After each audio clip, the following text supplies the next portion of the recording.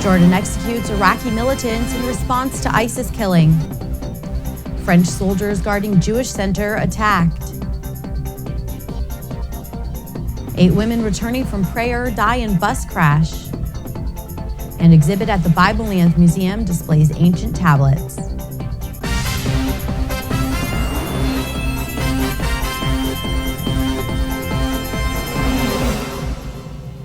Shalom and welcome to the Jerusalem Post News. Here are your headlines for Wednesday, February 4th.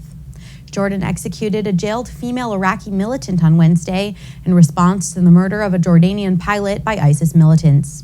Jordanian authorities also executed another senior al-Qaeda prisoner sentenced to death.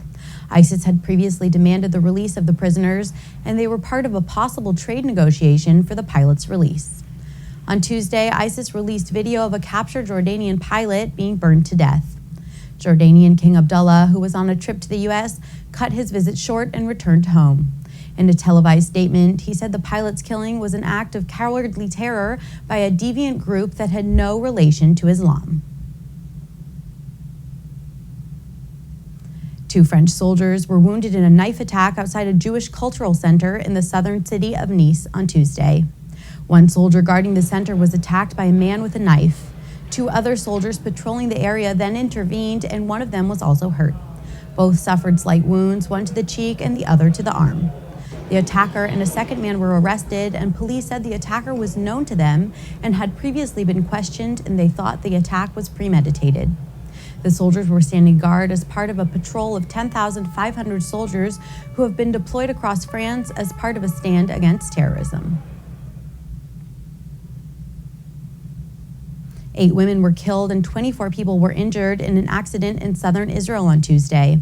The collision occurred at a junction in southern Israel near several Bedouin Arab towns when a tractor being ferried by a truck came loose and toppled into a passenger bus. The passengers were local Muslims who had prayed at the Al-Aqsa Mosque in Jerusalem and were on their way home. 4 passengers were still hospitalized on Wednesday. Ancient tablets from 500 BC are being displayed for the first time at the Bible Lands Museum in Jerusalem. A new exhibition of ancient clay tablets found in modern-day Iraq is shedding light for the first time on the daily lives of Jews who were exiled to Babylon some 2,500 years ago.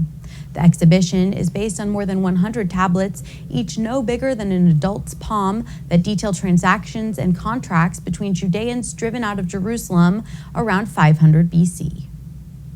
Finally, we have a complete picture, complete story, complete movie that we can simply tell to everybody what happened to those Judeans that survived the exile, the tragedy, the relocation, that started their lives all over again.